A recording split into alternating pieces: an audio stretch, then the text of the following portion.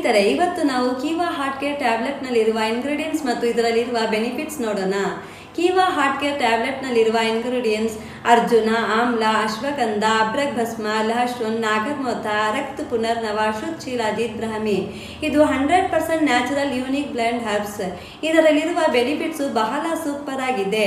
ಇದು ರಕ್ತದಲ್ಲಿ blood clotting ಇದ್ದರೆ ರಿಮೂವ್ ಮಾಡುತ್ತೆ.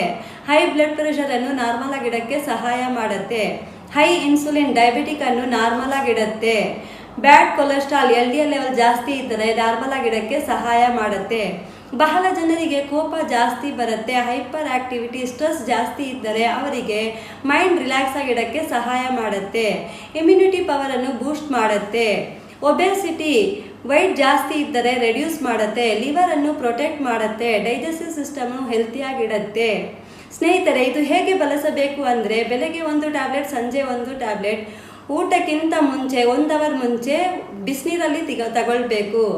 ಸ್ನೇಹಿತರೆ, ನೆಕ್ಸ್ಟ್ ವಿಡಿಯೋದಲ್ಲಿ ಹಾರ್ಟ್ ಕೇರ್ ಟ್ಯಾಬ್ಲೆಟಿನ ಡೆಮೋ ನೋಡೋಣ.